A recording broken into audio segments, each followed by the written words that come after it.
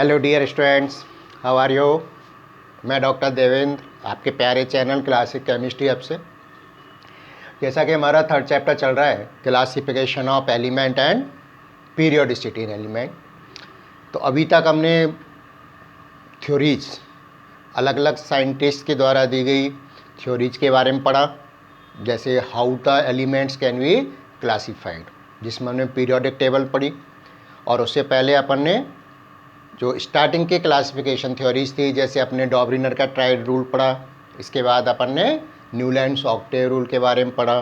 Then डॉबरिन अपन ने पढ़ा था। थर्ड अपने पढ़ा था लॉथर मेयर कर्व पढ़ा। इसके बाद हमने मेंडली पीरियोडिक टेबल के बारे में पढ़ा, और उसी पर ही आगे के अपना एलिमेंट्स का जो मॉडर्न पीरियोडिक टेबल थी वो बेस थी। लास्ट वीडियो में अपने मॉडर्न पीरियोडिक टेबल के बारे में पढ़ा था। साथ ही हमने how the elements having the more than 100 atomic number can be normalized, यानी उनको अपन किस तरह से नॉमेनक्लेचर करते हैं, उनका नाम किस तरह से करते हैं, ये अपने पढ़ा था। अब अपन देखते हैं क्लासिफिकेशन ऑफ एलिमेंट्स, वो भी अपन मॉडर्न पीरियोडिक टेबल के अकॉर्डिंग, क्योंकि लास्ट टाइम अपने मॉडर्न पीरियोडिक टेबल पढ़ी थी, तो उसी पर बेस्ड अपन आगे बढ़ते हैं क्लासिफिकेशन ऑफ एलिमेंट्स। तो अपना आज का टॉपिक है क्लासिफिकेशन ऑफ एलिमेंट्स। ठीक है, तो सबसे पहले अगर देखा जाए तो हमने इलेक्ट्रॉनिक कॉन्फ़िगरेशन के बारे में पढ़ा था पहले लास्ट वीडियोज में, और मैंने आपको इलेक्ट्रॉनिक कॉन्फ़िगरेशन की डेफिनेशन दी थी।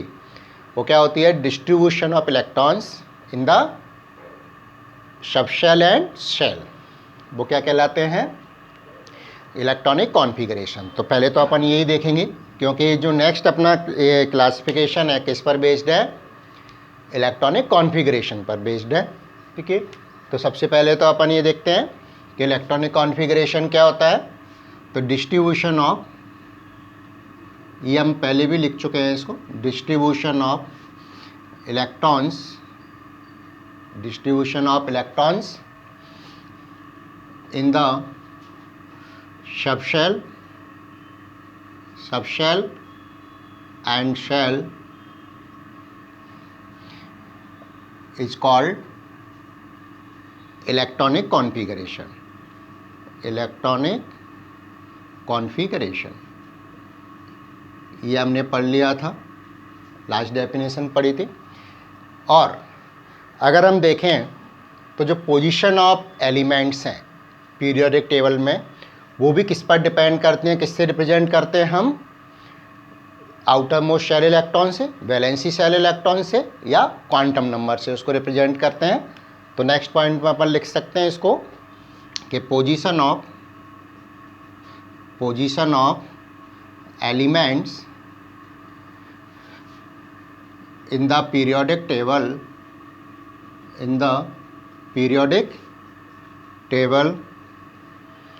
can be represented by valency shell electron, valency shell electronic configuration, valency shell electronic configuration. और वैलेंसी शेल अपन किसको कहते हैं? आउटर मोस्ट शेल को। और अपन इसकी जगह क्या लिख सकते हैं? आउटर मोस्ट शेल कॉन्फ़िगरेशन भी लिख सकते हैं, क्योंकि वैलेंसी आउटर मोस्ट शेल को ही अपन क्या कहते हैं? वैलेंसी शेल कहते हैं। ठीक है, एंड क्वांटम नंबर से भी बता सकते हैं। क्वांटम नंबर अपन ने पढ़ा था ना, शेल के लिए अपन क्या लेते हैं? बहुत सारे आपने देखे थे, जैसे N, L, M, S, ये सभी क्या थे? क्वांटम नंबर्स थे। इनके बारे में पढ़ा। अब जो इलेक्ट्रॉनिक कॉन्फ़िगरेशन है, इसके बेसिस पर एलिमेंट्स को अपन 4 टाइप्स में डिवाइड कर सकते हैं: S block, P block, D block and F block. ये हमने सब शेल के बारे में पढ़ा था पहले, तो वही अपन लिख लेते हैं कि ऑन द बेसिस ऑफ, क्योंकि पढ़ी अपन क्या रहे हैं? Classification of elements. तो on the basis of electronic configuration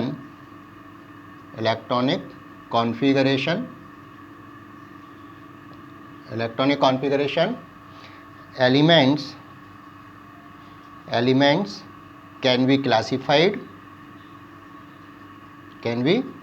classified into 4 types.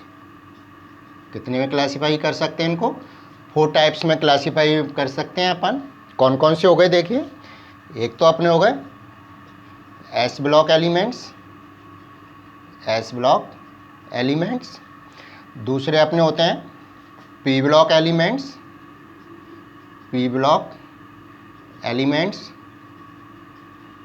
Third type क्या होगा? डी ब्लॉक एलिमेंट्स,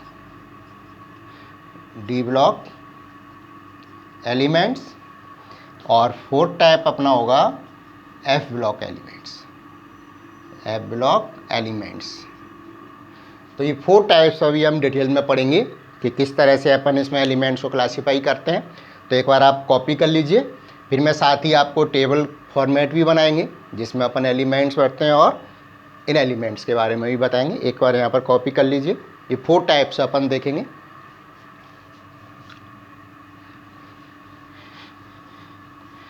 अब देखिए किस तरह से अपन एलिमेंट्स को इन 4 टाइप्स में क्लासीफाई कर सकते हैं। तो मैं साथ ही यहाँ पर एक आपका मॉडर्न पीरियोडिक टेबल है, उसका एक फॉर्मेट भी बना लेते हैं साथ में, और फिर अपन क्लासीफाई करते जाएंगे और उनकी पोजीशन भी बताते जाएंगे कहाँ पर ये होते हैं। मैं मान लीजिए यहाँ से आपको बनाना बताता हूँ। जैसे देखिए अपन ने पढ़े थे ना 7 तो हॉरिजॉन्टल रोज होती हैं जिनको अपन पीरियड्स बोलते हैं, आवर्त बोलते हैं, और 18 वर्टिकल कॉलम्स जिनको अपन ग्रुप्स बोलते हैं। ठीक है, तो अपन यहाँ पर देखें, ये 2 तो इस तरह से आपके बना लिए हमने। ठीक है, 2 ग्रुप तो आपके ये हो गए।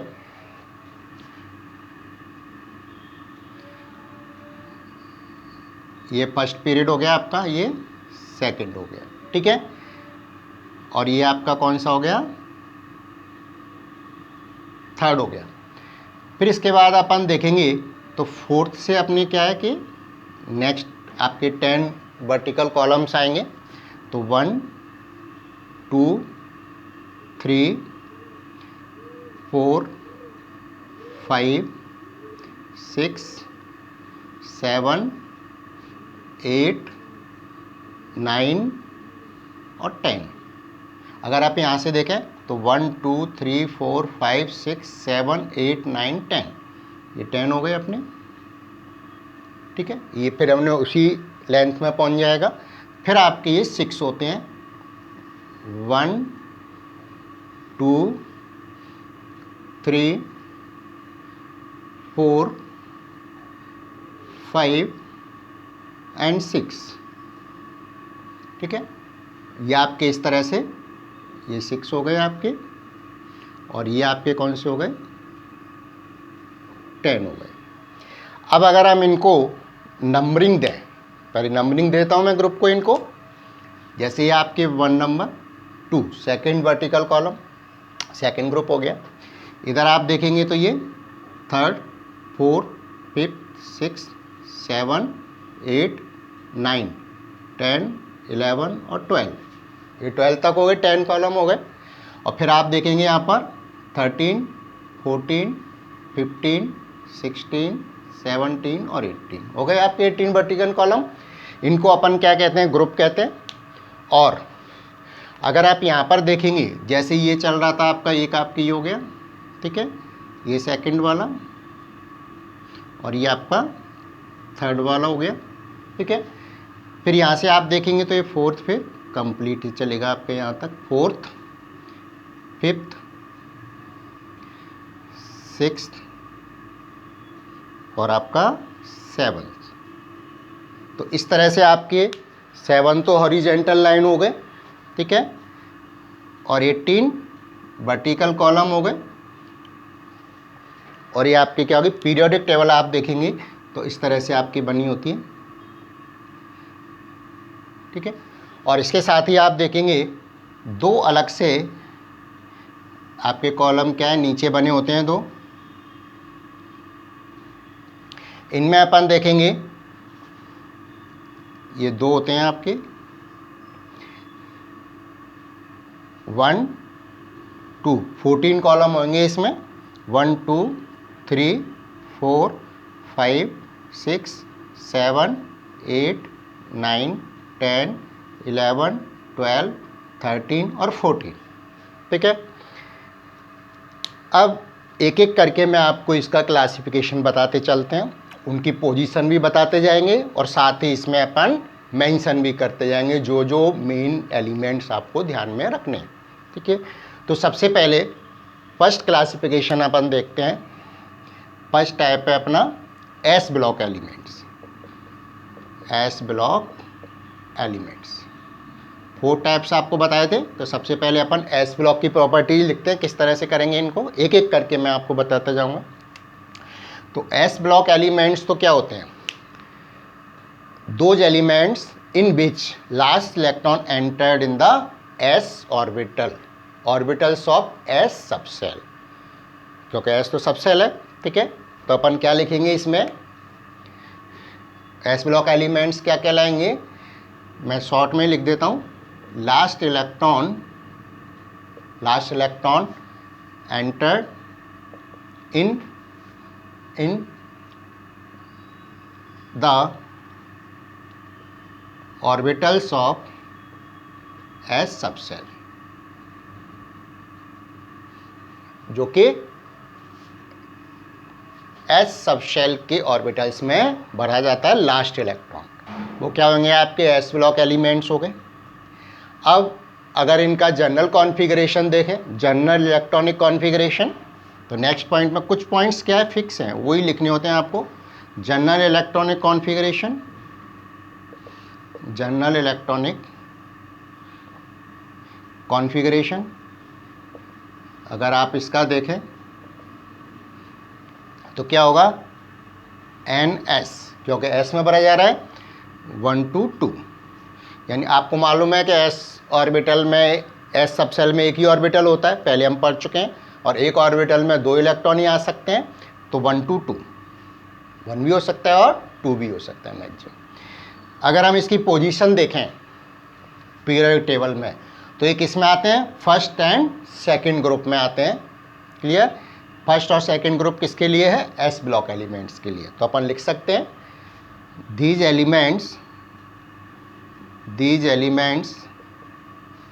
elements are placed in first and second group of periodic table,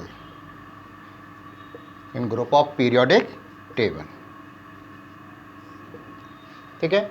इसलिए क्या कहलाते हैं, ये फर्स्ट और सेकंड ग्रुप के एलिमेंट्स कहलाते हैं, ठीक है ना। अगर आप देखेंगे यहाँ पर फर्स्ट और सेकंड ग्रुप में, तो अपन अक्सर आपने देखा होगा क्या क्या आता है, जैसे पहले अपन, ये तो फर्स्ट पीरियड हो गया आपका, ये सेकंड पीरियड, ये थर्ड पीरियड, ये फोर्थ पीरियड हो गया, ये फिफ्थ, ये सिक्स्थ पीरियड और ये सेवन्थ पीरियड हो गया, ठीक है। तो आपको ध्यान होगा फर्स्ट पीरियड में क्या आता है, फर्स्ट पीरियड में फर्स्ट ग्रुप में तो हाइड्रोजन आता है, और लास्ट में आप देखेंगे 18 में क्या आता है, हीलियम आता है, ठीक है। इसके बाद अपन देखें सेकंड पीरियड से क्या शुरू हो जाते हैं, इसमें आपके लिथियम, सोडियम, पोटेशियम, रुबिडियम, ठीक है, सीजियम और फ्रेंसियम, इस तरह से आते हैं।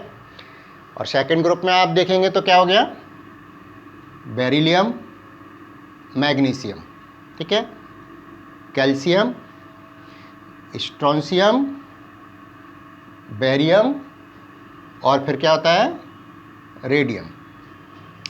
तो इस तरह से आप देखेंगे ये आपके कौन से हो गए, एस ब्लॉक एलिमेंट हो गए, क्योंकि इसमें अपन देखेंगे तो फर्स्ट ग्रुप के लिए तो कॉन्फ़िगरेशन क्या हो गया, NS1, और सेकंड ग्रुप के लिए क्या हो गया, NS2। तो अपन वो भी लिख लेते हैं, ठीक है। क्या हो गया, for group first elements configuration, electronic configuration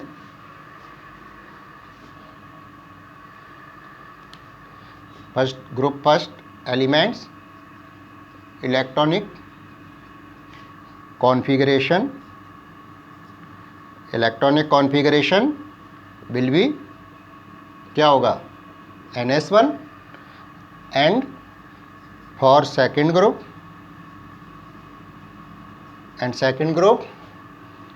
NS2, ठीक है ना। तो अगर यहाँ पे अपन देखेंगे तो फर्स्ट और सेकंड ग्रुप में आपके NS1 और NS2 हो गए। अब अपन देखें तो जो आपके फर्स्ट ग्रुप एलिमेंट हैं, आपने अर्लियर क्लासेस में पढ़ा होगा, इनको अपन क्या बोलते हैं, एल्कली मेटल्स। एल्कली मेटल्स बोलते हैं। क्यों बोलते हैं? Because oxides of these elements form base on reaction with water and it is soluble in water. Alkali आपके क्या कहलाते हैं, जो कि आपके वाटर में सॉल्यूबल होते हैं। तो अपन लिख सकते हैं, क्या लिख सकते हैं इसमें कि first group elements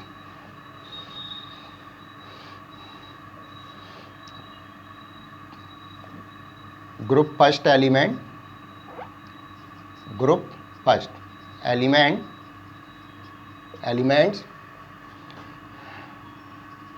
are also called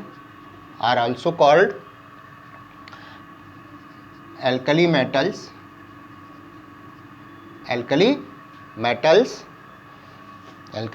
कहते हैं because oxides of these metals forms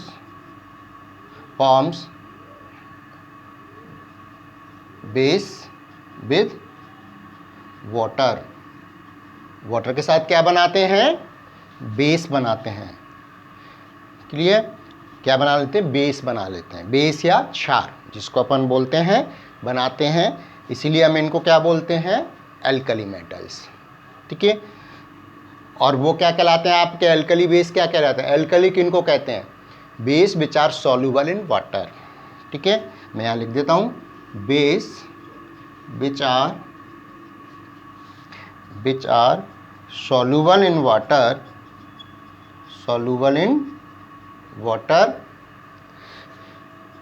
is called alkali। ये क्या कहलाते हैं, एल्कली। जो बेस वाटर में सॉल्यूबल होंगे उनको अपन क्या कहते हैं, एल्कली कहते हैं। ठीक है, तो एक बार यहाँ तक अभी कॉपी कर लीजिए। इसमें 2 पॉइंट और लिखेंगे अपन, एक बार यहाँ तक कॉपी करिए इसको।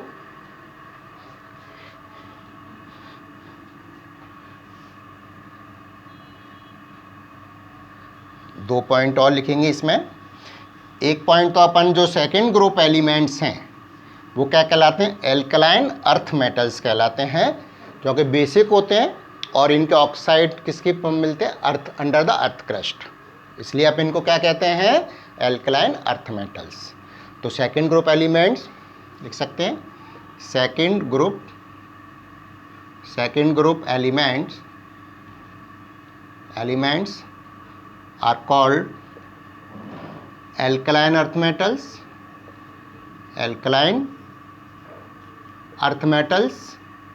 इनको क्या कहते हैं, alkaline earth metals कहते हैं, because oxides of these elements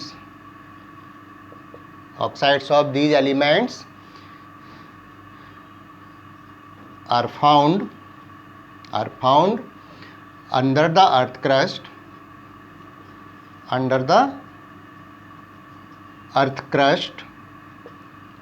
के अंदर मिलते हैं, under the earth crust, in the form under the earth crust which is basic in nature. ये क्या होते हैं, इनकी नेचर क्या होती है, बेसिक। ठीक है, तो इसलिए हम इनको क्या कहते हैं, एल्कलाइन अर्थ मेटल्स बोलते हैं। दूसरी बात अपन देखें, ये क्या होते हैं, बहुत रिएक्टिव होते हैं, इनकी रिएक्टिविटी ज़्यादा होती है, और ऊपर से नीचे आते हैं तो क्या होता है, रिएक्टिविटी बढ़ती जाती है। और इसीलिए मेटल्स, ये आपने पढ़ा ही है कि मेटल्स किनको कहते हैं, जो आसानी से इलेक्ट्रॉन दे सकते हैं, यानी इनका न्यूक्लियर अट्रैक्शन कम होता है। तो इन पर न्यूक्लियर अट्रैक्शन सबसे कम होगा, ये अपन आगे अभी पीरियोडिसिटी में भी पढ़ेंगे डिटेल में, ठीक है। तो ये वेरी रिएक्टिव होते हैं फर्स्ट और सेकंड ग्रुप एलिमेंट, और इनकी रिएक्टिविटी क्या होती है, बढ़ती जाती है अप टू डाउन, क्योंकि साइज बढ़ रहा है। और साइज हमने पढ़ा ही था क्वांटम नंबर में, ऑर्बिट में पढ़ा था जब, कि ऊपर से नीचे आता है साइज बढ़ता है तो न्यूक्लियर अट्रैक्शन क्या होता है, कम होता जाता है। और न्यूक्लियर अट्रैक्शन कम होगा तो आसानी से इलेक्ट्रॉन दे सकता है, इसीलिए इसकी क्या होगी, रिएक्टिविटी बढ़ती जाएगी, ठीक है। और इलेक्ट्रॉन निकालने के लिए जो एनर्जी देते हैं ना अपन, वो क्या कहलाती है, आयोनाइजेशन एंथैल्पी कहलाती है। वो भी पढ़ेंगे हम आगे। तो आयोनाइजेशन एंथैल्पी क्या होती जाएगी, कम होती जाएगी। यानी जो जितना ज़्यादा रिएक्टिव होगा एलिमेंट मेटल, वो आसानी से इलेक्ट्रॉन निकाल सकता है, और उसकी आयोनाइजेशन एंथैल्पी भी कम होती है। तो वो हम नेक्स्ट पॉइंट में लिख लेते हैं। नेक्स्ट पॉइंट में अपन क्या लिखेंगे, these are very reactive metals, they are very reactive metals, and reactivity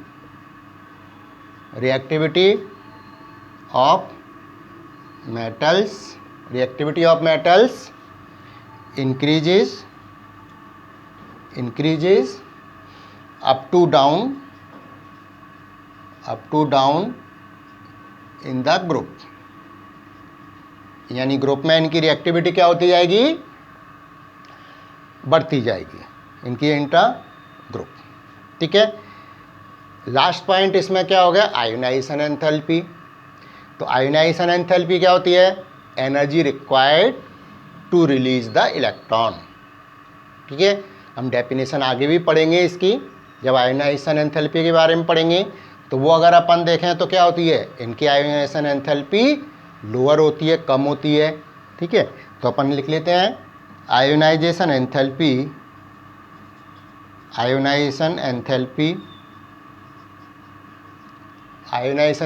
क्या होती है, मैं ब्रैकेट में लिख देता हूँ जिससे आपको क्लियर हो जाएगा। Energy required to release electron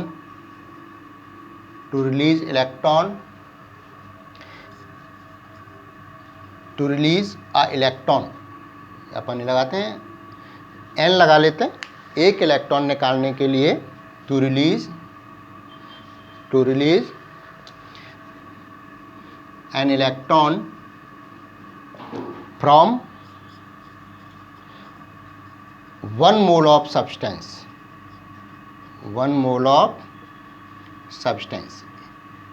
ये केवल मैंने आपको यहाँ, जिससे आप आयोनाइजेशन एंथैल्पी समझ सकें, इसीलिए मैंने डेफिनेशन लिखी है। डिटेल में अपन आगे इसको पढ़ेंगे, ठीक है। तो ionisation enthalpy for these elements will be lower, क्या होती है, कम होती है, and it decreases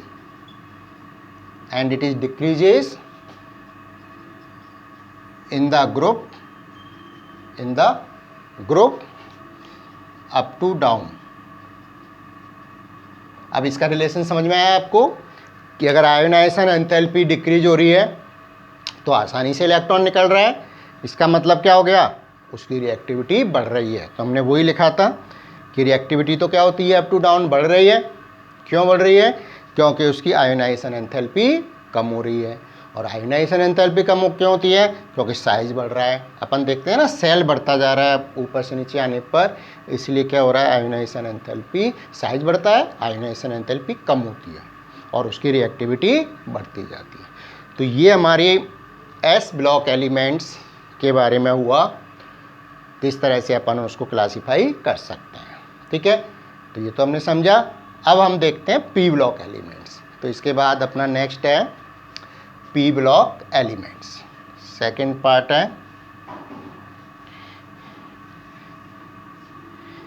P block elements.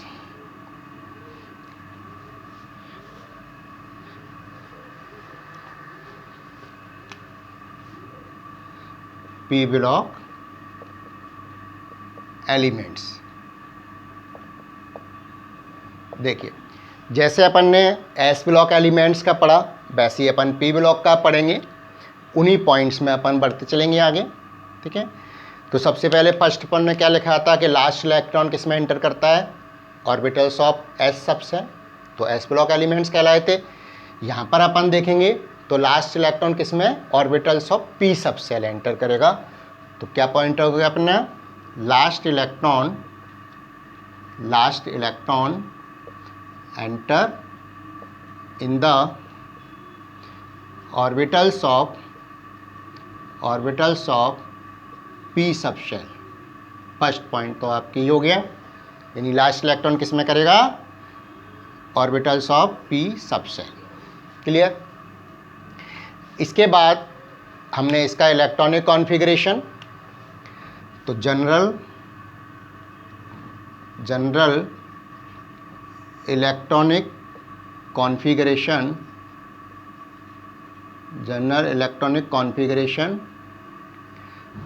For these elements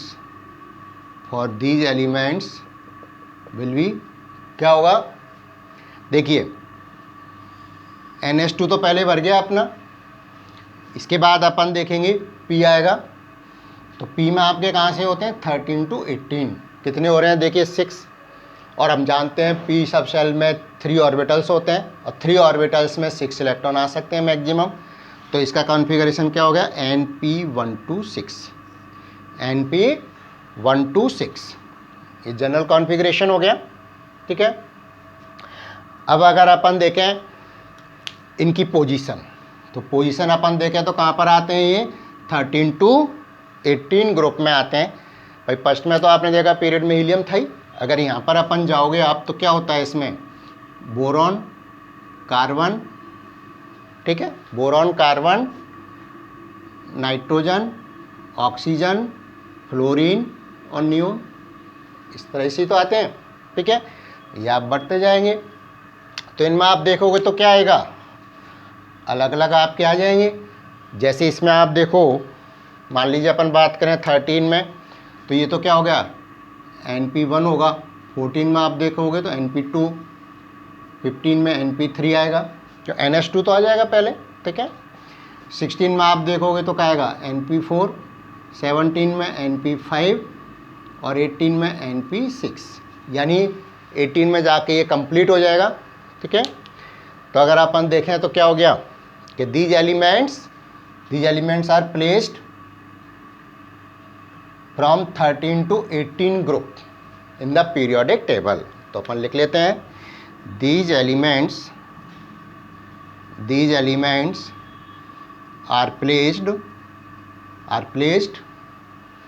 are placed from 13 to 18 groups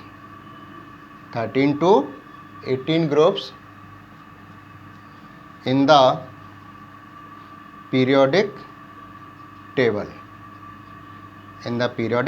यानी पीरियोडिक टेबल हम कहाँ रखा है इनको, हमने 13 to 14 ग्रुप में।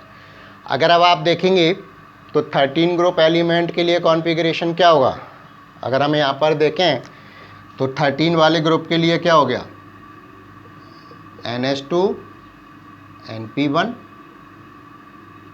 हो गया ना। अगर आप 14 के लिए देखेंगे तो क्या हो गया, NH2 NP2।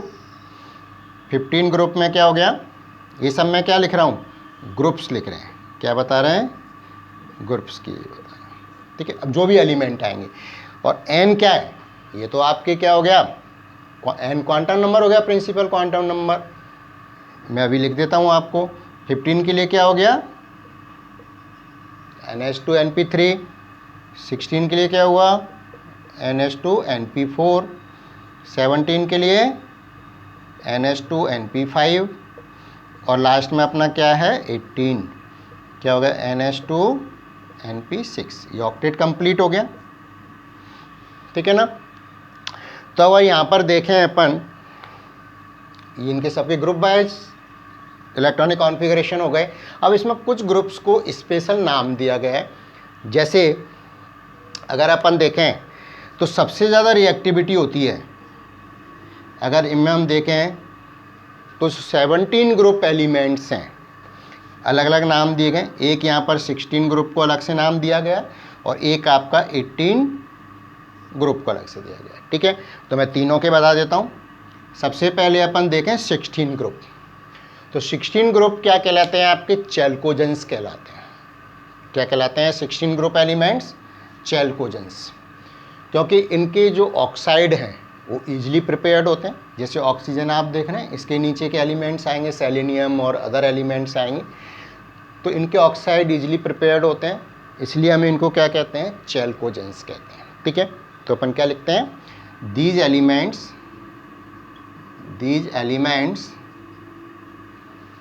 Can easily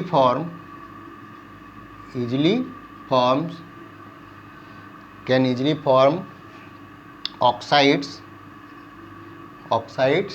so it is called chalcogens। इनको हम क्या कहते हैं? चैल्कोजेंस कहते हैं। ठीक है, 16 ग्रुप एलिमेंट्स को। अब अपन देखें 17 ग्रुप एलिमेंट्स, ये इसी की प्रॉपर्टीज ही चल रही। 17 ग्रुप एलिमेंट्स देखा तो मोस्ट रिएक्टिव होते हैं। अगर आप देखेंगे पी ब्लॉक एलिमेंट्स में तो सबसे ज़्यादा रिएक्टिविटी किसकी होती है? 17 ग्रुप एलिमेंट्स की। तो ये क्या कह सकते हैं अपन?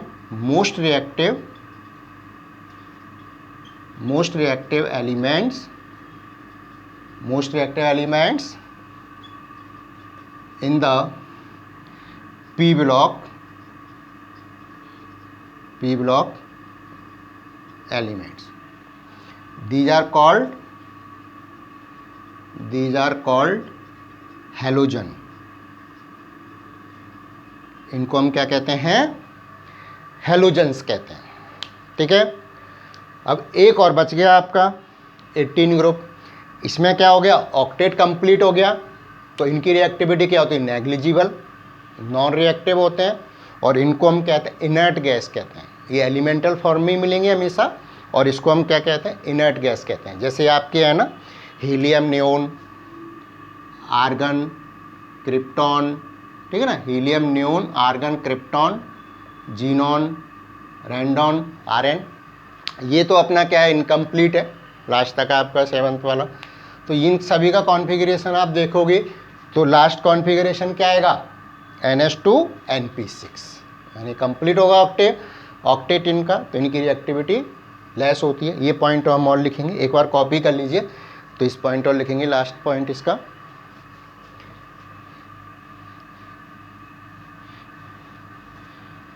लास्ट पॉइंट और लिखते हैं इसका 18 ग्रुप के लिए।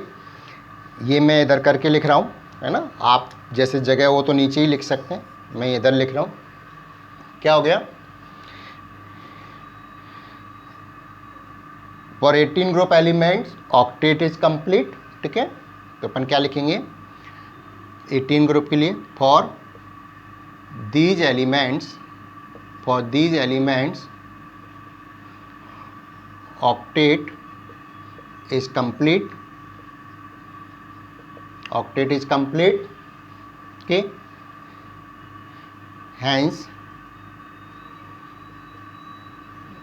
they are non-reactive, और कुछ लास्ट में अपन देखेंगे, और वेरी लेस रिएक्टिव, या फिर बहुत ज़्यादा लेस रिएक्टिव होंगे। ठीक है, these are called inert gases। इनको हम क्या कहते हैं? इनर्ट गैसेस कहते हैं, नॉन रिएक्टिव गैसेस कहते हैं। और ये क्या होती हैं आपके? Generally exist in the elemental form, यानी रिएक्ट नहीं करती, तो ये एलिमेंटल फॉर्म में ही एग्जिस्ट करती हैं। वो और लिख देता हूँ मैं इसी में आगे। क्या हो गया? इनर्ट गैस कहते हैं। These are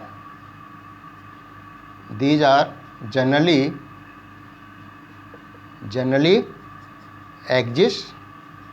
exist in